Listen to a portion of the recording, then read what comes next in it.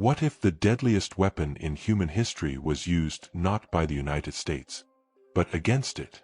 In the final years of World War II, Japan was losing, but not surrendering. Behind sealed bunkers and silenced witnesses, a forbidden project was born. And in one terrifying version of history, it worked.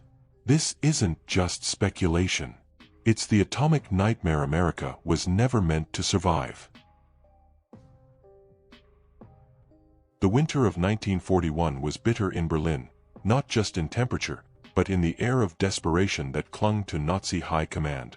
Operation Barbarossa had bogged down in the snow-covered fields of Russia. Morale was weakening, dissent murmured in corners of the Reich chancellery, and within Hitler's inner circle, fear took hold like frostbite.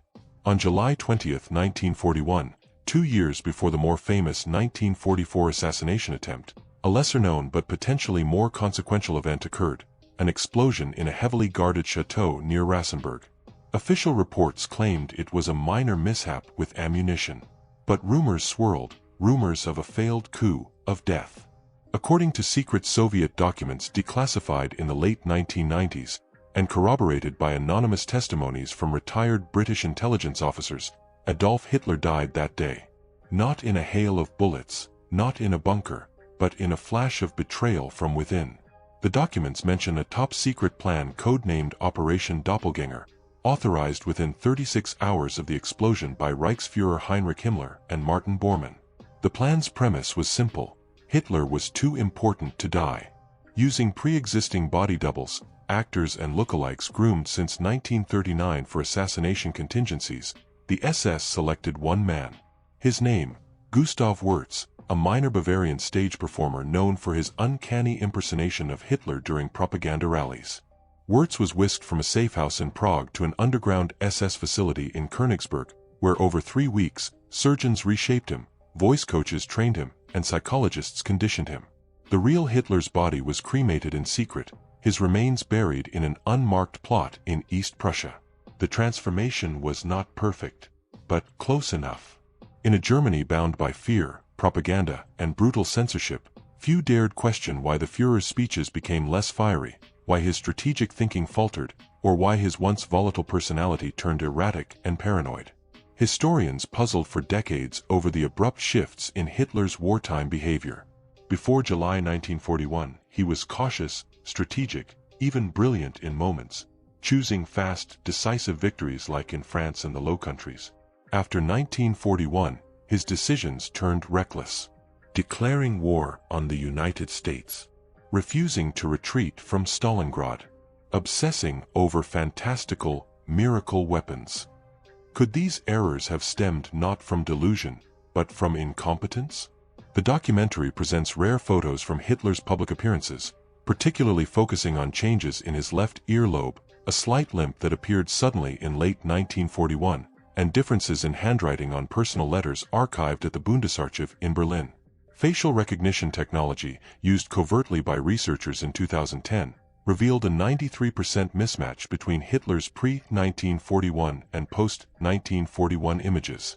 Several ex-SS guards, tracked down in Argentina and Paraguay in the 1980s, admitted on tape that Der Führer was never the same after the Rassenburg incident. One referred to Wirtz by name: he was frightened, a puppet in uniform. Others claimed Wirtz became addicted to morphine and secluded himself for days, hallucinating conversations with the real Hitler's ghost. Martin Bormann, who rose to near total control over party affairs in the final years of the war, is depicted as the true architect of the Reich during its collapse. Letters retrieved from his abandoned office in 1945 spoke of "GW is losing coherence," and "the mask wears thin." Whether these referred to Gustav Wirtz or someone else remains speculative, but the circumstantial alignment is striking. British intelligence reports, previously redacted, describe multiple failed attempts by Allied spies to confirm Hitler's survival during the war's final months. In 1944, MI6 operatives intercepted chatter from Swiss informants claiming Hitler's voice is different. A failed OSS mission in 1943 aimed to abduct Hitler's physician, Dr. Theodor Morell, who reportedly had intimate knowledge of the Führer's true condition. The climax of the film comes with a dramatic restaging of Hitler's suicide. According to Wirtz's supposed diary, smuggled out of Berlin and recovered by Israeli agents in the 1960s, the man who died in the bunker was not a fanatic choosing death, but a broken impostor abandoned by his masters. His final entry reads, "I wore his face, but not his soul. Let this mask rot with the Reich." DNA tests on skull fragments housed in Moscow, long thought to be Hitler's, were conducted by Russian forensic scientists in 2009. The tests showed the remains belonged to a woman under 40. When confronted, Russian officials claimed an error in labeling. But others suspect the deception runs deeper, perhaps even deliberate. Could this bold deception have prolonged the war, misled Allied strategies, or worsened the suffering of millions? The answer may never be conclusive. But as new files surface and technology sharpens the lens of history, one thing becomes clear. The face of Hitler that stared from bunker photos, ranted on radio broadcasts, and shook with rage in Berlin's ruins, may have been nothing more than a mask. It began not in Tokyo, but in a cave beneath Mount Unzen, on the southern island of Kyushu. In 1941, as Japan prepared to strike the Pacific, a secret scientific initiative known only to the Imperial High Command was launched, Project Yamato. While the United States quietly began work on the Manhattan Project, Japan, too often underestimated, was building its own atomic dream, one rooted in desperation, nationalism, and stolen knowledge. Project Yamato's genesis lay in a peculiar alliance. According to newly released intelligence intercepts and declassified wartime Japanese documents, in the winter of 1943, a group of German physicists, former protégés of Werner Heisenberg, were smuggled out of the Reich by U-boats. The Germans, frustrated with delays and Hitler's obsession with rocket weapons, offered their expertise in nuclear fission to Japan in exchange for safety and continued funding. Among them was Dr. Emil Vogler, a physicist whose radical theories had been dismissed in Berlin but embraced by Japan's military elite. The destination was a covert facility code-named Tsuchigumo, Earth Spider. Hidden in volcanic tunnels reinforced with concrete, it became Asia's secret mirror of Los Alamos. There, Japanese scientists, aided by Korean and Chinese forced labor, began working with a singular goal: to create the world's first atomic weapon, not as a deterrent, but as a divine sword. Throughout 1943 and early 1944, progress accelerated. The team, using stolen Norwegian heavy water and uranium mined from Indonesia, constructed a crude implosion-type bomb by mid-1944. Radio intercepts decoded in the 1970s show that by July, the weapon, named Raijin-1, after the Shinto god of thunder, was successfully tested on an uninhabited island in the South Pacific. A classified Imperial Navy photo album, discovered in 1996, contains charred coral samples and atmospheric burns consistent with low-yield nuclear detonation. Then came December 7, 1944, exactly 3 years after Pearl Harbor. On that day, the Japanese Navy executed a devastating and entirely unexpected second strike on the American base. A single Mitsubishi G-4M bomber, stripped down and heavily modified to carry Raijin-1, approached Hawaii from an unusual angle, through cloud cover, over the island's western shore. By the time American radar detected it, the bomb was already falling. At 7:13 a.m., a blinding flash incinerated the harbor. Witnesses described a dome of fire that split the sky. The USS Missouri, present that day, was vaporized. Over 18,000 military personnel perished instantly, with thousands more dying from radiation in the following days. The Hawaiian Islands were thrown into martial law. The United States, stunned and enraged, faced a grim realization: Japan had the bomb first. President Roosevelt, bedridden and shaken, addressed a nation in shock. "We have entered a new darkness," he said, "for the enemy has seized the fire of the gods." The U.S. rushed its Manhattan Project into overdrive, but Los Alamos was still months from completion. In the meantime, Japan threatened to drop a second bomb on San Francisco if the United States dared invade the Philippines. The war dragged into 1946, with Japan emboldened by nuclear deterrence. The Allies, unable to risk direct confrontation, were forced into a prolonged island-hopping campaign under constant fear of atomic retaliation. Soviet involvement in the Pacific was delayed as Stalin reconsidered his plans. Tokyo, meanwhile, leveraged its nuclear capability to secure puppet states across Southeast Asia and forced a ceasefire negotiation on its terms. But ambition bred arrogance. Unknown to the Japanese, their nuclear program was unraveling. They had only produced enough enriched material for 2 bombs. The second, **Raijin 2***, was a failure, detonating prematurely during testing in Taiwan. Worse, Dr. Vogler, fearing what Japan might do next, fled to the Philippines and surrendered to American forces. His intel allowed Allied scientists to catch up. On August 9, 1946, almost a year after Hiroshima in our timeline, the United States dropped its first atomic bomb, Liberty 1, on the city of Osaka. The retaliation was swift and terrible. Tokyo fell into chaos. Emperor Hirohito, faced with the unthinkable, addressed the nation in what became known as the Broken Mirror broadcast, conceding not defeat, but the end of divine supremacy. In the years that followed, the Japanese atomic strike on Pearl Harbor was buried under layers of secrecy, redacted documents, and historical revisionism. The American public was told the destruction was caused by a fuel explosion. Survivors were sworn to silence under the guise of national security.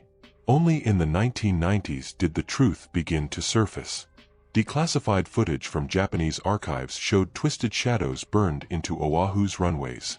A journal recovered from Dr. Vogler's belongings contained a sketch of the Raijin 1 bomb, eerily similar to the Fat Man dropped on Nagasaki. Today, a memorial stands in Honolulu, not just for the lives lost, but for the moment history nearly swerved toward a permanent Axis victory. The event remains one of the greatest what-ifs in warfare, a world where Hiroshima was never bombed, because it was the one holding the trigger. The Eastern Front was a charnel house of frost, fire, and death. Millions of men, Russian and German, died clawing over the same ruined cities, the same blackened forests. But in the winter of 1943, as the Battle of Kursk loomed, a shadow war unfolded behind the snows of Belarus. One that, had it succeeded, could have shattered the Allied cause from within. It was called the Treaty of Vitebsk, a covert, short-lived proposal that, for a few harrowing weeks, threatened to realign the global balance of power. For decades, it remained a myth, conspiracy fodder, and little more. But recently unsealed documents from the Lubyanka archives in Moscow, along with testimonies smuggled out by defectors in the 1970s, have revealed the unthinkable. Joseph Stalin considered switching sides in 1943. The seeds of the betrayal were sown in frustration.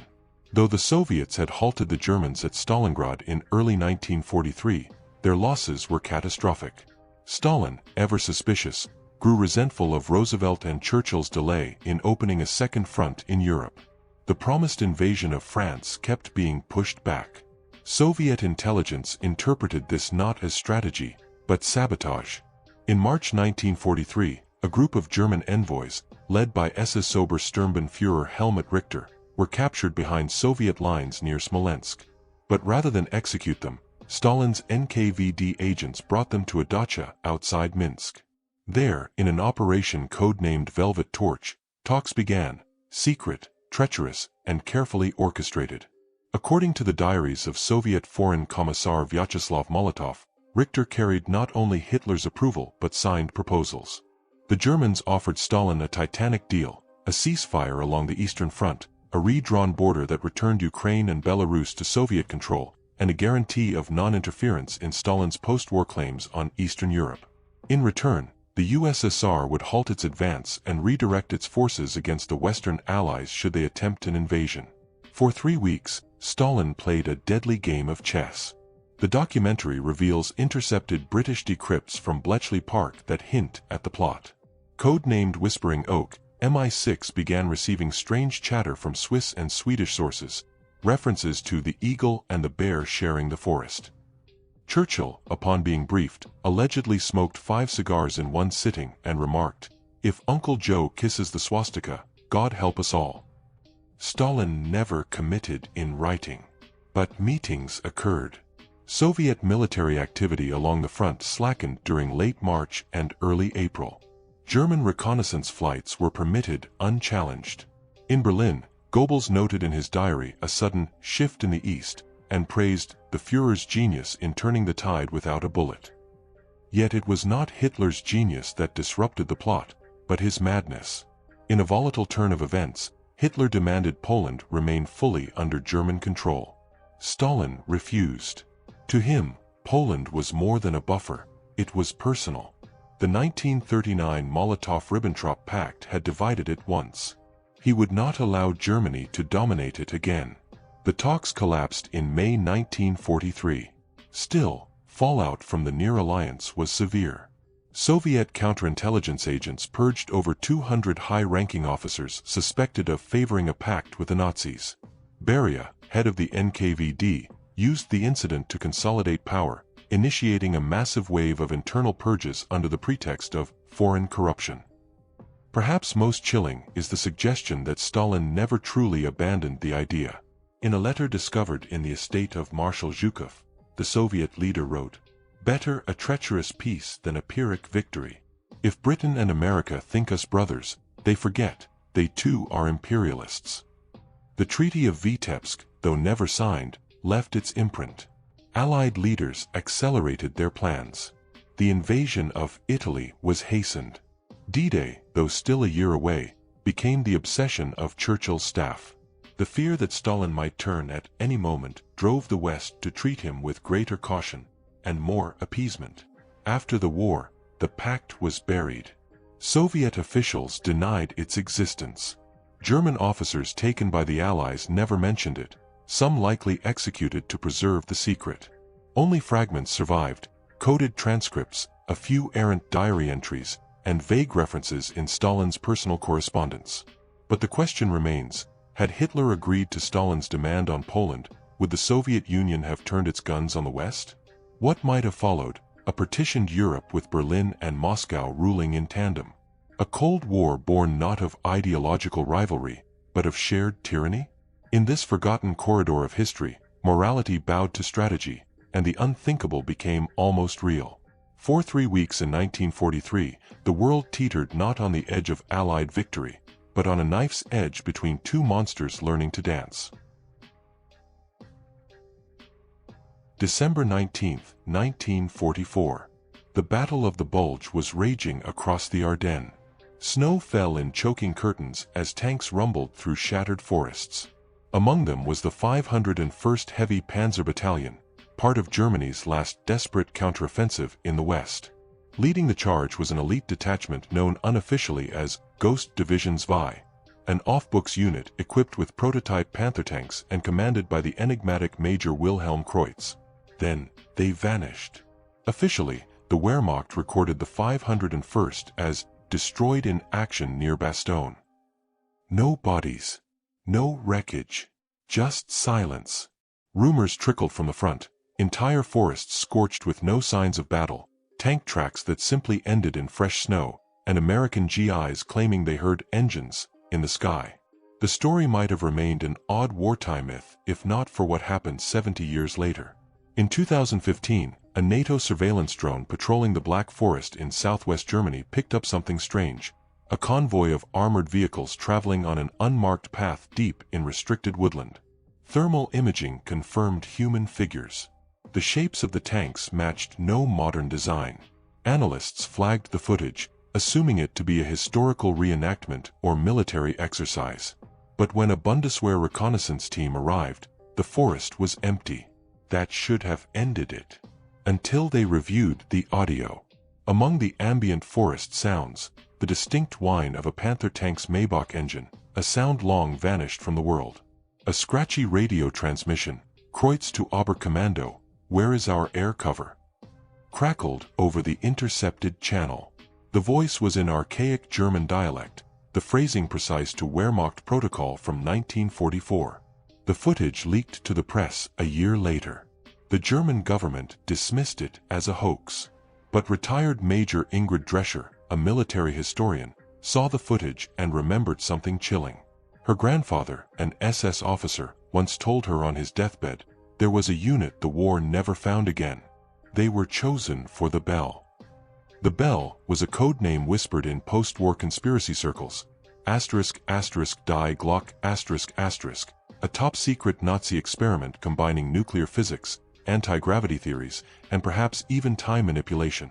Long dismissed as pseudoscience, it had become a myth of the Nazi occult. But buried in the Polish mountains near the Wenceslas mine, investigators uncovered schematics showing Die Glock was not just theoretical, it had a mobile variant, codenamed Chronostal. The 501st had been testing it.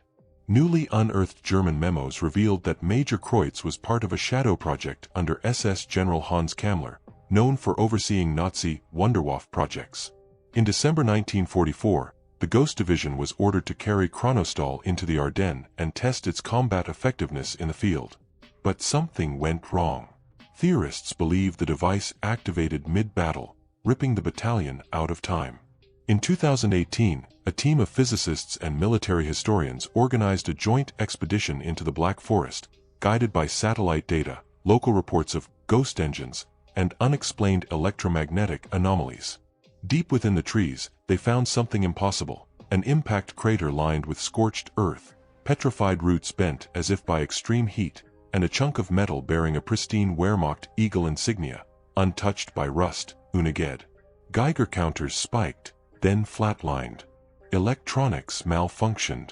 Their guide, a former tank commander, claimed he felt the ground vibrating like engines were idling beneath us. Then, the team heard voices, muffled German commands echoing faintly through the woods. One member recorded the sound. When enhanced, it revealed a chilling detail. Timestamps from a Wehrmacht field radio, still ticking. The date, December 20th, 1944. The voice, Wilhelm Kreutz. But how? Some believe the 501st was pulled into a time loop, a temporal fracture repeating the same day for eternity, unaware they never moved forward. Others propose the battalion slipped forward in time briefly, stranded in pockets where reality weakened. Theories range from quantum displacement to divine punishment. One soldier, now in his 90s, swore he saw one of the tanks near Freiburg in 1965. It was night. I heard engines, heavy ones. I looked out my window and there it was, black with the Iron Cross. The commander looked right at me. He saluted, then rolled into the fog. In 2021, forest cameras captured a blurred image of what appeared to be a Panzer with 1940s markings. The data vanished after German intelligence confiscated the drives. The world moved on. But the Black Forest remains a place of silence and whispers. Locals leave flowers at an unmarked spot where compasses spin. Hunters claim to see boot prints that vanish mid-step.